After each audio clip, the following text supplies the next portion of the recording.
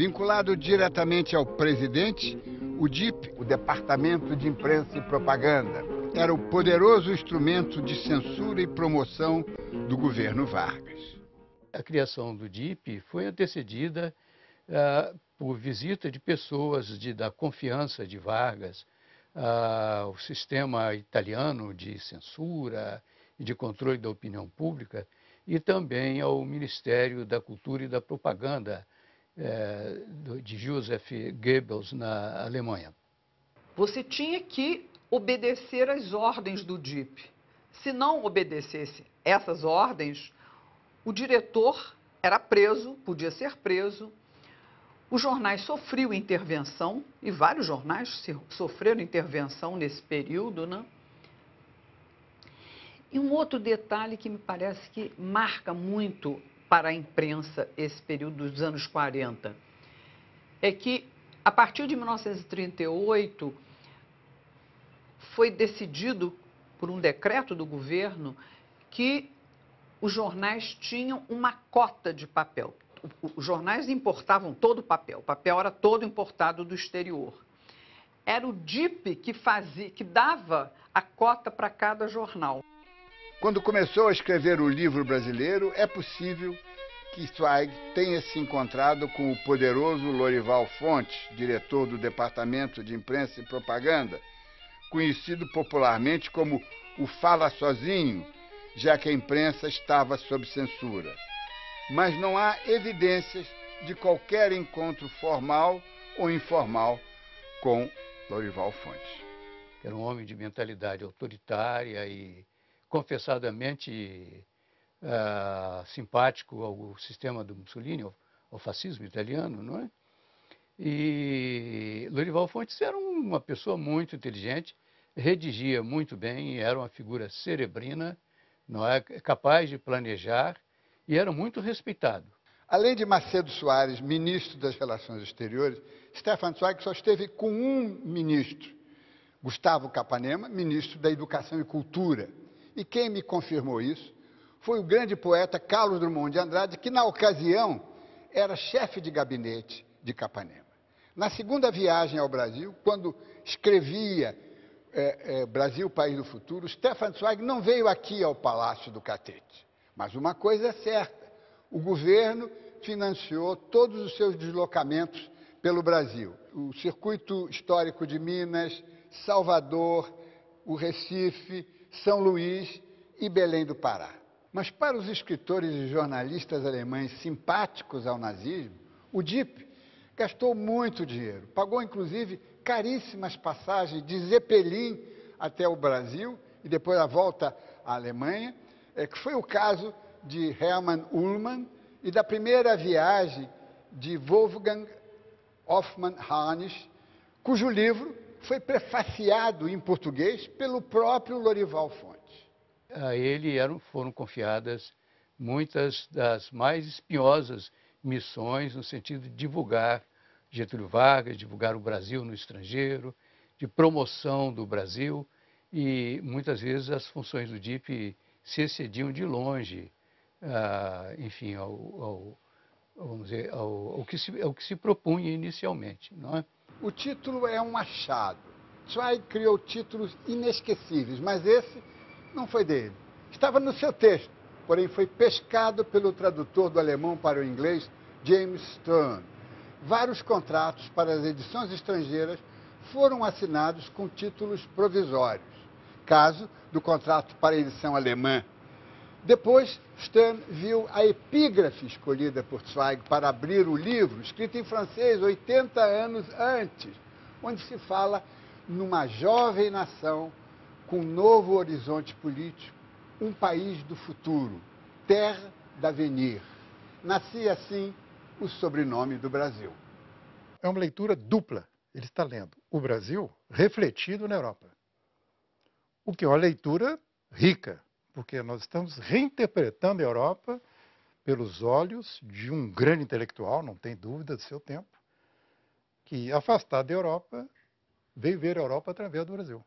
Então existe um jogo de retrovisor, que é muito importante. Quer dizer, nós estamos nos autodestruindo, uma uma guerra completamente fora de propósito, né? Quer dizer, o racismo se instalando e sendo forçado na base das armas.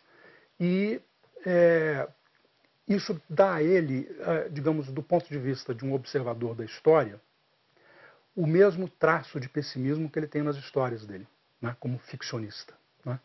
Então ele vem ao Brasil com uma visão eurocêntrica, uma visão centrada na Europa e uma visão pessimista do mundo. Se a civilização do nosso velho mundo estiver mesmo destinada a se aniquilar nessa luta suicida, o que é nosso maior consolo nas horas do desespero, sabemos que aqui surge uma nova, pronta a tornar realidade mais uma vez tudo aquilo que entre nós, as gerações mais nobres, desenharam e sonharam em vão. Uma civilização humana e pacífica. Stefan Zweig era um escritor importante naquele momento.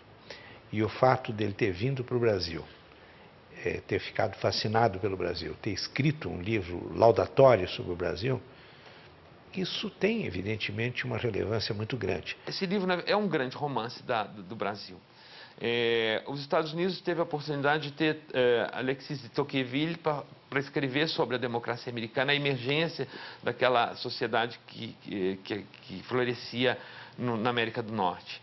E nós tivemos Stefan Zweig, que nos legou esse romance sobre o Brasil, esse diário romanesco dele sobre o país, que tem partes muito bonitas e que é, sobretudo, um livro em favor da tolerância, da compreensão entre as pessoas, um libelo pela paz, isso escrito em plena Segunda Guerra. Ele sabia que não teria tempo para percorrer o país inteiro, por isso, na introdução, fez questão de registrar tudo o que não viu. Em compensação, mergulhou na história do país, procurou entender nossa cultura, identificar nossas vantagens. No passado, encontrou soluções para o futuro. A convergência, as aproximações, o entendimento. Ele manifesta um otimismo, puxa uma sociedade que consegue, né, durante esses longos anos, décadas, séculos, superar a colonização portuguesa, a escravidão, uma pobreza extrema de um lado e riqueza extrema de outro, ela consegue realmente gerar uma cultura surpreendente. É desses livros que você começa a ler e não quer soltar. É um livro de literatura. Se aquele país, Brasil, não existisse, já seria um grande livro. O livro tem uma ideia de guia turístico. Vamos conhecer juntos o Brasil. O que é o Rio de Janeiro, o que é São Paulo, a Bahia, até o norte, ele chega aí a Belém. Ele dá uma visão paisagística, cultural, tipo guia turístico mesmo.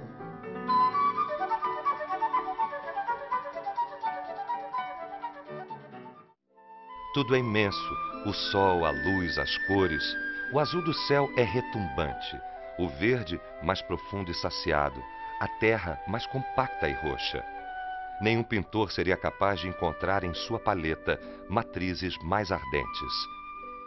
Com a ajuda de Roberto Simons, empresário, primeiro economista moderno, descreveu os ciclos do nosso desenvolvimento, identificou os gargalos, impasses e apontou os pontos cruciais onde deveríamos apostar. Chegou mesmo a sugerir o uso do álcool combustível para substituir o petróleo naquela época ainda inexplorado.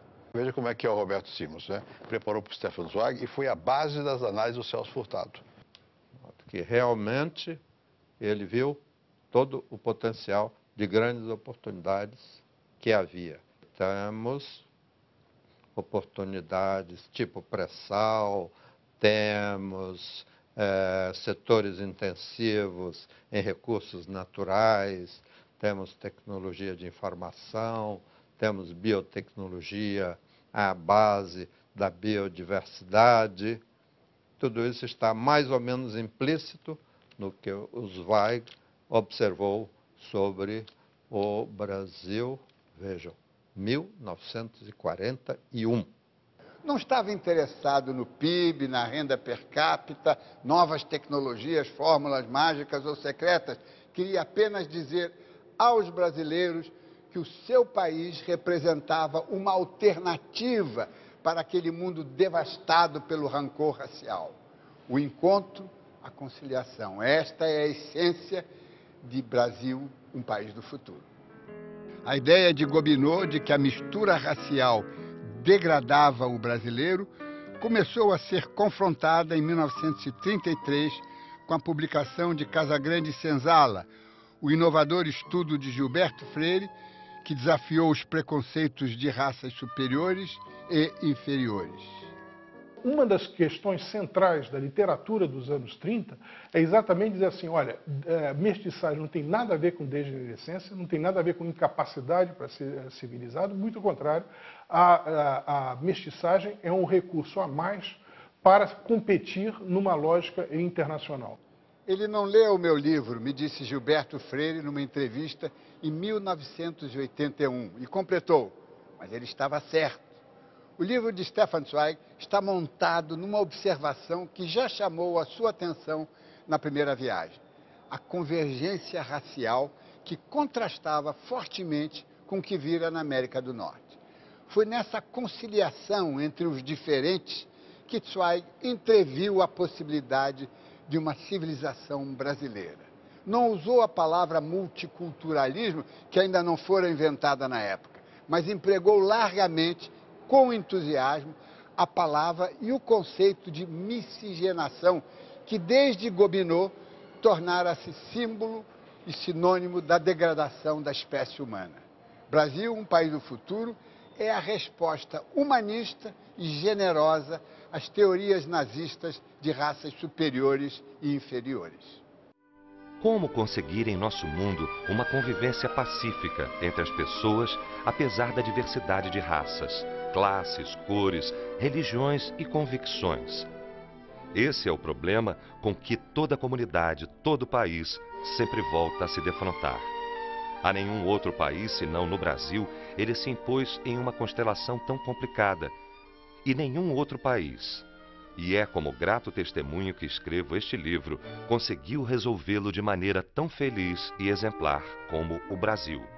Ele vinha de um contexto fortemente autoritário, da experiência talvez mais dramática de totalitarismo que a humanidade conheceu, que foi o hitlerismo, né? E ele vem para o Brasil, onde evidentemente não havia essas manifestações. Aqui não havia um regime totalitário. Nós tínhamos um regime autoritário que suprimia as liberdades, reprimia os comunistas, reprimia os democratas, reprimia a extrema-direita também, os integralistas. Mas essa repressão ela não tinha um caráter tão ostensivo e tão global como ela se dava na Europa naquele momento, né? E, em contrapartida, ele encontra o quê? A cordialidade brasileira. Ele é fascinado por essa cordialidade brasileira. E esse fascínio é tão grande que, inclusive, o deixa insensível a certas manifestações. Ele diz, não há tanto ódio racial, essa sociedade acolhe bem os negros, o que não era verdade.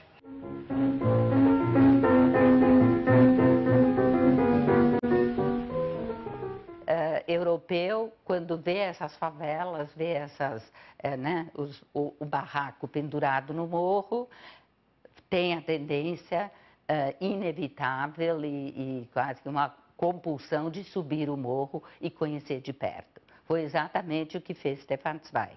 E eu me admirei porque ele era conhecido como dandy, todo elegante, ele subindo aí os morros.